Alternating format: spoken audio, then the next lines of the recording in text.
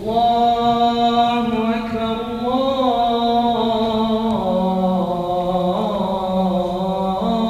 الله أكبر الله أكبر.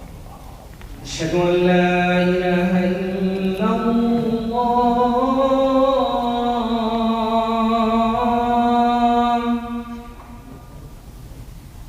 أشهد أن لا إله إلا الله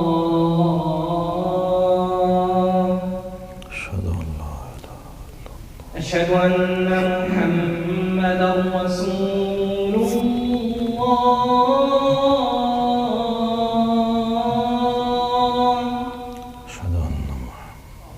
أشهد أن محمدا رسول الله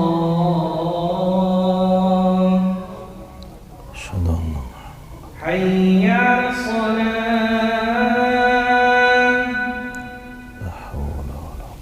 حي على الصلاة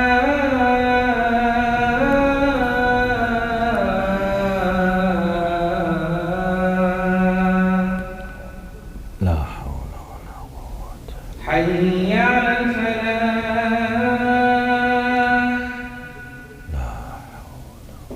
حي على الفلاح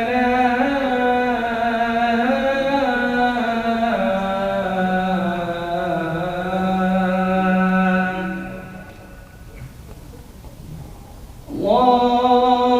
أكبر الله أكبر لا إله إلا الله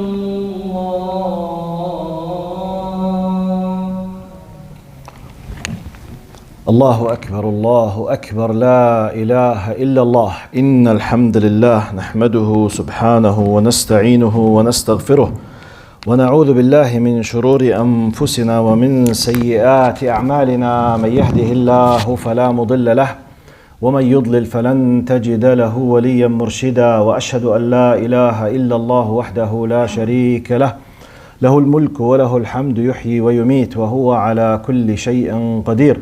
اللهم اقسم لنا من خشيتك ما تحول به بيننا وبين معصيتك ومن طاعتك ما تبلغنا به جنتك ومن اليقين ما تهون به علينا مصائب الدنيا. ومتعنا اللهم بأسماعنا وأبصارنا وقواتنا ما أحييتنا واجعله الوارث منا واجعل ثأرنا على من ظلمنا وانصرنا اللهم على من عادانا. اللهم ولا تجعل مصيبتنا في ديننا ولا تجعل الدنيا أكبر همنا ولا مبلغ علمنا. اللهم ولا تسلط علينا بذنوبنا من لا يخافك ولا يرحمنا يا رب العالمين. أعوذ بالله السميع العليم من الشيطان الرجيم. بسم الله الرحمن الرحيم. يا أيها الناس اتقوا ربكم إن زلزلة الساعة شيء عظيم يوم ترونها تذهل كل مرضعة عما أرضعت وتضع كل ذات حمل حملها وترى الناس سكارى وما هم بسكارى ولكن عذاب الله شديد. وأصلي وأسلم على المبعوث رحمة للعالمين سيدنا محمد بن عبد الله وعلى آله وصحبه ومن والاه وعنا معهم إلى يوم الدين. أما بعد. In the name of Allah subhanahu wa ta'ala, the most compassionate, the most merciful, all praise and thanks are due to him, and peace and blessings be upon his beloved Prophet Muhammad sallallahu alayhi wasallam. He who is guided by the will of Allah, no one can misguide him, and he who is misguided, no one can guide him except Allah subhanahu wa ta'ala. We do bear witness that there is no God but Allah, and Muhammad is his messenger. Respected brothers and sisters, assalamu alaikum wa rahmatullahi wa barakatuh. Today's khutbah, we are forced to do it somehow short because Asr, we have just about 20 minutes to Asr. So I will try to make it very intensive and condensed. Now, basically the title is Let the Halloween be an opportunity to test our relationship with our kids. What is the message now? I repeat, I want to make benefit of an incident that has already happened, and many of you witnessed a lot of ups and downs with this regard We saw some people, they were not able to deal with it. Some people, they discovered they do not discuss with their kids. Some people, they panicked for whatever reasons. Some people, they participate. So from Islamic point of view, how am I supposed to deal with such an event? So my job basically is try to offer you or some kind of awareness, what could be the steps how to deal it. Now, awareness depends basically on understanding the concepts, to know if there is a problem, where is the problem. Number one, as I always begin, some people sometimes they are fond of just taking words out of context. Muslims, wherever they are, in an Islamic or non-Islamic country, they are asked to respect the law of the land. However, our attitude towards the Halloween has nothing to do with the law. It has to do with the culture and with the concept of religion. Why I'm saying that? Because some Muslims, for some political reasons, they came from their countries and they are afraid to discuss anything or to highlight anything or to talk about anything. And they put everything in one package. They are afraid from everything. This is a big intellectual mistake. We are discussing culture, not law. So let's distinguish between this and this, number one. Number two, as I did just in another khutbah, I was asking a question just to highlight a concept. Try to imagine with me the following. Now, we Muslims, when we are approaching Ramadan or approaching Eid al-Adha or approaching the day of Arafah, as you know, we were preparing. Now, do you think our Chinese colleagues or Chinese community in Canada or Buddhist community in Canada or Christian or Jewish or Hindu community, they will be panicking, they don't know what to do because their kids might start fasting Ramadan with us? I mean, I'm seriously asking, do you think this is a problem or an issue? Definitely not. We have not ever witnessed just one incident that, for example, Chinese, Buddhist, or Jewish, Christian, something, they say, we are facing a problem. They don't have an inner discussion. How can we prevent our kids from fasting the month of Ramadan? Because the problem does not exist. Why? Simply because it's not their religion and not their culture. So simply they know that we fast. Far away they respect what we do. They might be interested to know how or why we fast. However, they don't share us in our fasting. Is this a common sense or not? Imagine, can you imagine, try to picture this. Can you imagine an atheist who does not believe in God or in the hereafter is trying to, for example, to fast the day of Arafah with the intention of asking God to grant him the Jannah? It will be very funny. He will not do it. But if an atheist does not share us, can you imagine a secular or an atheist, for example, cannot control his kids, female kids, from wearing the hijab because his Muslim neighbors, they wear the hijab, so by default, they feel shy not to wear the hijab? Does this happen in reality? I, as a Muslim, do I feel offended if Buddhist or Chinese or Jews or Christians, they don't fast? Do I feel offended? Definitely no. Simply it's not their religion, not their faith, not their culture. Why should I feel offended? Why? Do I feel offended if an atheist or a Christian or a Jew, his daughter does not wear the hijab? She's not a Muslimah. Why should I feel offended? It's my culture, which is based on my faith and my belief. But what is this? This is the other side of the argument, the opposite argument exactly. Why it's the case, many Muslims, when something like Halloween comes, many of them, they panic. What shall I do? Why this is a problem? By the way, my point is not just to discuss how to understand our stance from the Halloween. My point is, I repeat the title, let the Halloween be an opportunity to test our relationship with our kids. Because if a Muslim family faces a disaster when Halloween comes, this means they don't discuss. This means the parenting is not functional and they do not convey the message of the identity. Type. Another question. Do you think Muslims, they are prevented or prohibited for them from sharing beautiful moments with others? Definitely no. Do you think it's haram to be happy with others? No. No, no, no. So what's the point? Yeah, for example, I'm giving you just a logical justification how to know how to deal with such an event. Now, we as Muslims, let's imagine that some neighborhood in Ontario, or it's a custom, a tradition, a way of living in Ontario or in whole Canada, that each neighborhood, they decided like a tradition, a very strict tradition, by the end of each month, all the neighbors, they try to knock each other doors and try to spread some kind of candies and sweets just to break the ice with the new neighbors. If this is a tradition, do you think it's haram? But what is the reason behind that? To break the ice with the new neighbors. No problem. Do it. Enjoy it. And have a budget from your salary for this. May Allah accept you. No problem. So don't misunderstand the concept. We, as Muslims, we have our own faith, beliefs, creed, culture. Part of what we believe, we do not accept things that goes against our faith. So our problem with the Halloween is not a matter we don't want to share. No, be careful. Don't let anyone to play this game with you. We do share all happy moments with everyone. Actually, we spread happiness among everyone. But in a certain specific thing, if it contains something goes against type, what's the problem with the Halloween? Simply, the Halloween goes to a paganist traditions, wathani.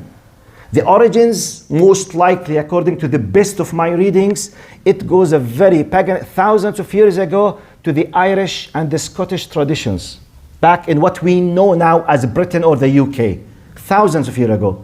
People generally on earth, many of them, they were paganists, wathaniyin. They worship idols and they believe in multi-gods, good gods, bad gods, and they believe in the spirits and demons, all of these mixed things. Part of what they used to believe in is the following. They used to believe that by the end of the summer, the end of the harvest season, which is October, by the end of October, evil gods plus bad evil spirits, they will come out of their graves and they will try to do a lot of evil and harm the people. So the people, as paganists with their myths in their minds, they decided, they developed two ways to protect themselves from this. Number one, they used to sacrifice, to offer a sacrifice such as harvest or animals for these evil gods and evil spirits. In addition, they developed by their own minds that one of the ways to let the spirits and bad evil gods be afraid of them, to have a very scary costumes and such a thing and put in there, which means not to let this, things come to us. It's like, for example, the paganist tradition, you say, hey, touch wood. You know what this means, touch wood? Because paganists in Europe, they used to think that if you want to speak about something, evil spirits, they do exist inside the trees with the wood. And if you just take like this, the spirit will disappear. They will not be able to listen to you. This is the origin of the paganist tradition. Now, some people, when they want to speak about something, they say, hey, touch wood. What's touch wood? It's a paganist tradition. On the base of that, there is evil spirit next to you, listening to you. By doing this, this will disappear and you can do the gossip or you talking or whatever. It's a pure paganistic things. This is the origin. It was developed later. Romans, they invaded Britain. They mixed their Roman culture with the Irish and British. Then Christianity came into the line. Some of the Catholic priests, they took these traditions, they developed them some certain way. The end result, it became part of the industry now. Part of whatever. They call it party, they call it happiness. Everyone has the right to believe in what? For you and me as Muslims, the origin of the Halloween goes to satanic paganist traditions, which goes simply against your faith and my faith. So when I decide not to celebrate because of this, now I'm not bringing something new to you, you know this. My point, do I pay attention to give a good amount of time to convey these concepts during the year? Or I just wait till the Halloween comes, then I panic. Sheikh, please help us. We need to do something in the masjid because our kids. Is it a surprise? It's not a surprise. It's part of the culture. This simple part of the culture goes against your faith. Basically, you and me should always be ready to whatever, because some certain things are acceptable in our culture, in our religion. Some certain things, they are not acceptable. We do not solve problems with our kids by giving them like a pill, okay, as a medicine. Tomorrow is Halloween, today take this pill. Kid, look, this is haram. Daddy, why it's haram? It's just haram. Do you think we have solved a problem? No. Your kid and my kid, they need to be prepared to understand what Islam is. What does it mean to believe? What does it mean to go against the faith? Where are the areas that we have flexibility and we don't have any problem in sharing? Why do we have a problem restriction in other areas? Depending on what? What is the context? This leads to what? This is knowledge. This is sympathy. This is discussion. This is time. This is a quality time between you and your kids, which takes months and years to establish an identity. Your kid should be aware and should be practicing Islam and should be proud of his identity. So Halloween should not be a problem. It's just a challenge. We need to be wise how to deal with it, not to panic, because as I told you, I did not hear in my life that Jews or Christians or Buddhists or Chinese or atheists, they panic when Ramadan comes because their kids, they will fast the month of Ramadan, because simply they will not. And I have not witnessed any single incident, for example, that a Muslim has the right to tell all other Canadians, shame on you, why you do not share us in the Eid celebration. Why they should share us? It's our religion. Why they should? Do you feel offended if Canadians did not fast the month of Ramadan?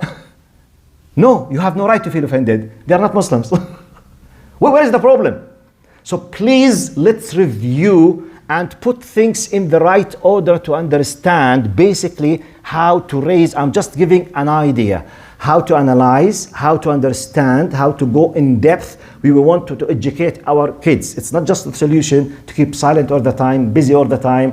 When Halloween or anything else comes out of a sudden, just we work like an emergency case. Just we go to the masjid, we have a celebration. طيب. Did your kid understand the concept? If they understand, alhamdulillah. It's a good challenge. It could be a da'wah opportunity. We do respect our parents. No problem. The fact that my daughter wears the hijab, do I feel offended if my Christian brother, his daughter does not wear the hijab? I have no right. Do I feel offended if my Buddhist, for example, does not fast with me? Why should I? Why it's the case some Muslims, they feel shy not to celebrate the Halloween. It's not your faith, not your culture. It's not part of, and it goes against your culture. Simply, with all due respect, let others know that this does not belong to your faith. Where's the problem? The problem is not with the people. The problem is not with the culture. The problem, in my understanding, with us. When we don't know or we fall in short in spreading the true knowledge with our kids. أقول قولي هذا استغفر الله لي ولكم فيا فوز المستغفرين. استغفر الله. إن الحمد لله نحمده سبحانه ونستعينه ونستغفره ونعوذ بالله من شرور أنفسنا ومن سيئات أعمالنا من يهده الله فلا مضل له ومن يضلل فلن تجد له وليا مرشدا. Respected brothers and sisters, my point is not the Halloween. Halloween is just an incident. My point is our attitude towards our kids. The title of my khutbah, let the Halloween be an opportunity to test our relationship with our kids. Because I did witness a very good, nice incidents for the people, how they acted in a great way, in a wise way. However, we did hear and witness the other side of the coin. Panicked, they don't know what to do, and some of them simply they shared because they feel shy. Feel shy from what? You feel shy not to tell your kids that when they do these things, they are belonging or related to some kind of paganist roots? Feel shy? Where is my identity? Where is the relation with my faith? I repeat, as Muslims, we have no problem at all to share any kind of goodness on earth, as long as it does not contradict a basic pillar in our faith. That's why I told you, if there is a custom in Canada, for example, people in all neighborhoods, by the end of every month, they spread sweets to break the ice with the new neighbors. Please share them. If another 10 incidents, all of them, they have nothing to do with any point against your faith, no problem. Be the first. Be the initiator. No problem. The idea, if it goes, the priority is for your faith, because we don't believe in evil gods. We believe in one God, subhanahu wa ta'ala. We don't believe that evil spirits, they leave their graves in a certain time and we do not remove them. We believe in the existence of the jinn, yes. We believe that we can protect ourselves by being completely trusting Allah subhanahu wa ta'ala. Yes, this is our faith. We can protect ourselves from the jinn through mu'awwadat. This is our faith. I don't believe that by very, very scary faith, in a way, or with blood or with a cut hand, evil gods will leave me. Evil gods, if you believe in evil gods, there's a big question mark on my faith. We don't believe in evil gods. So what's the point? So please don't let mix between what is supposed to be just a culture and a culture based on faith has to do with paganist roots. This is how we need to understand what is what and who is who. If you do not pay attention to these things, by years, your kids might be aware in a status, everything in their mind is equal as one package. So you will face a disaster when you tell them, just imagine when they were kids, they were participating, all of these kids. At a certain time, you started being more aware of your religion. You started, no, this is haram, don't do it. But they are doing it since 10 years. Why now? You can't convince them. They don't care. But please, now, and let me finish with this. Allah subhanahu wa ta'ala says, يَا أَيُّهَا الَّذِينَ آمَنُوا قُوا أَنفُسَكُمْ وَأَهْلِيكُمْ نَارًا وَقُودُهَا النَّاسُ وَالْحِجَارَةُ. I'm not exaggerating. I'm not bringing something from the house of my mother. This is a Quranic verse. Allah says, oh, who you believe, protect yourself and your families, your daughters, your sons, your wives from a hellfire, which its fuel is النَّاسُ وَالْحِجَارَةُ, people and stones. I need to think in the following, وَالْعِيَاذُ بِاللَّهِ, God forbid, possible end result. Is it possible that one of my kids could be from those people, i.e. the fuel of the hellfire? Yes. How can I prevent it? Do your best to teach him right and good. But what if he did not listen to me? I've done my best. My job is finished. What is the dalil? What's the evidence? Nuh alayhi salam, Ibrahim alayhi salam, Lut alayhi salam. Nuh alayhi salam, 1,000 years. None of us can do 1,000% of what he did. Yet, he was not able to control his son. Allah will not hold him accountable in the day of judgment because he did. The problem is with the son. Have we done our best? Please, let's review. What's the title? Let the Halloween be a golden opportunity to test our relation with our kids. I ask Allah subhanahu wa ta'ala to let our relation be the best and to help us to let our kids feel not just know about Islam, not just understand Islam, but practice Islam and feel proud of Islam and make da'wah for Islam. By this, go on to sleep, put your head in the pillow with full peace and tranquility. Because if God took your soul after you've done this job, wallahi, insha'Allah, you will be very happy when you stand for your Lord in the day of judgment. اللهم ارحمنا فوق الأرض وتحت الأرض ويوم العرض عليك يا كريم.